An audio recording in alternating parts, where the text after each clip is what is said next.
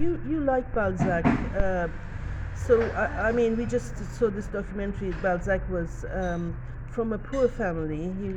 He was a genius because he started to. I mean, that was his passion. He didn't have any money. He started out as a poor farmer's boy, basically, and he managed to write Comédie Humaine. Yes, and at that time the writers were starting by giving their novels to newspapers, and they were paid every week for the novels they gave, part of the novel. And one time he decided to publish one book, and it was how he started La Comédie Humaine, human comedy. Balzac passed away when he was 50, almost 50 years old. He was young at that time, not so, but now it's young, and he published so many novels. Amazing. Yes, it's very amazing, and it's a kind of portrait of the society of his time, rich people, poor people, and the links between these people all living all together. And you know, the thing is that he actually promoted women. He was liked by women. It's amazing. Here, thank you. So, do you think? And he was living with this Ukrainian woman at the end, who was rich. Because he was.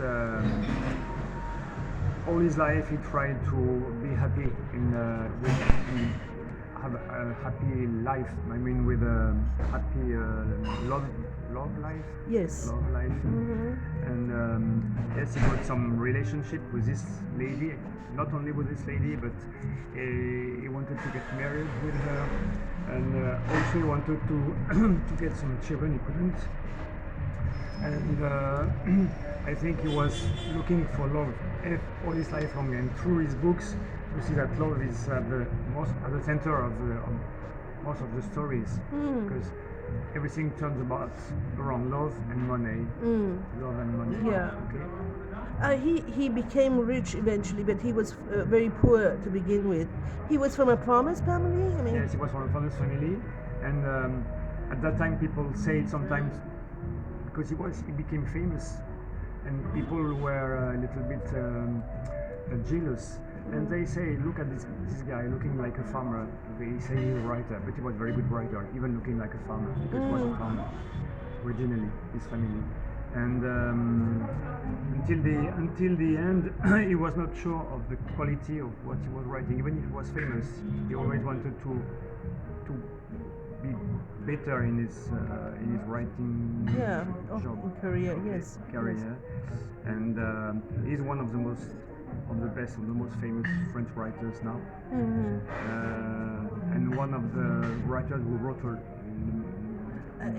also politically, he was a political kind of person, you know. Yes, also yes, like most of the writers at that time who were linked with journalists, were linked with politics. Yes. It was like I mean, he was a workers' kind of a supporter.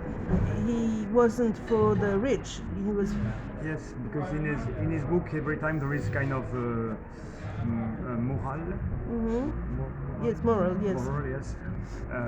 Saying that richness is one thing, but richness of the heart is more important than richness of the money. Yeah. But is that linked to Victor Hugo? Because did Hugo come before him? No, they lived at the same time. Victor Hugo was born in 1799.